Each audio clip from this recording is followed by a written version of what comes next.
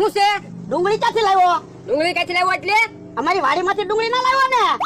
ઓ બાપા હવે તારી વાડીની ડુંગળીની વાત તો તું કરે. પાણી નો પીવું તારી વાડીનું. તો પણ એમ કાઈ દેવાય, એમાં ધોલું હું મરે. હવે પછી મને કોઈ દે પૂછવાનું નહીં. આ નીકળ કેમ આપણો પાવર જોયો ને? હવે એ વયો ગયો પછી બોલ્યા. આપણ પછી બોલ્યો ને. પણ ભોળા દાદા આમ તો ભલે ને કે મને તો એવું જ લાગ્યું એના હાથમાં ડુંગળી હતી ને એ આપણી વાડીની જ ડુંગળી છે. કેમ? તો આપણી વાડીમાં ડુંગળી છે એનો કલર ને અમથાના હાથમાં ડુંગળી હતી ને બેનો એક જ હરખો કલર છે. ઓય બાપા, અલા ડુંગળી બધી એક હરખી તોય. પણ તોય ઈ આપણી વાડીમાં લાવ્યો હોય તો આપણે તો તમને ઢોલ મારી એનો બદલો લેવાય જાય ને. પણ યાર ઈ તો ડુંગળી ગામમાંથી લાવ્યો. ઈ તો આપણી વાડીમાંથી ડુંગળી લઈને આમ ફરીને આવ્યો હોય. આ ઈ હાચું તારું હો. હાલ તો ડુંગળી જોવા જાવું છે. ક્યાં ખેહી ના ને? ભાઈ મને તો લાગે આજ ભૂખ્યા રહેવાના છે. ભૂખ્યા નહીં રહ્યો, કોઈ દી ભૂખ્યા રહ્યા? સારું કર્યું તાપણું કર્યું તે બહુ ટાઈટ છે. હું એ તાપણું નથી કર્યું, તો રીંગણાનો ઓળો બનાવવાનો છે. રીંગણા શેકવી સેવી. હે ઓળો બનાવો તો તમને ભાગમાં રાખો ને.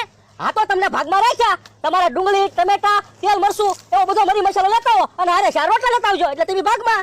એટલી બધી વસ્તુ થોડી અમારે લાવવાની હોય તો તમારી વાડીએ તમે નો ઓળો બનાવી નાખવી. જમરો ડુંગળી તો ભોળાની વાડીએ છે તે ટમેટા વેલાની વાડીએ છે. તેલ ને મરચું લાવવાનું છે. રોટલા તો આપણી વાડીએ બનાવી નાખશું. ઈ હાસું. અમને મંજૂર છે. હા તો લઈ આવો જાવ ડુંગળી ટમેટા ને બધી વસ્તુ. ત્યાં સુધી અમે ઓળો શેકી નાખવી. હવે વાંધો નહીં બકુલભાઈ, ડુંગળી ટમેટા લઈને આવે ને એટલે ડુંગળી ટમેટાનું શાક બનાવી નાખવું છે. એટલે તો હું કહેતો હતો ધીરજ રાખો, ધીરજ ના ફળ મીઠા. ઈ હાસું. જો તો અલા ક્યાંયથી ડુંગળી ખેહી ના ને? ના ના આ બાજુ ક્યાંયથી ડુંગળી ના ખેહેલી. જો આમ તારે ડુંગળી ખેહી હોય ને તો આજ તો એને ઢીબી નાખવો છે. ઈ ભોળો ઉભો જ છે ને. આ તે શું કામ છે? કાઈ નહીં ડુંગળી જોવા આવ્યા. ઠીક. હવે ડુંગળી જોવાની શું હોય? તમ તારે ડુંગળી જોતી હોય તો લઈ જાવ.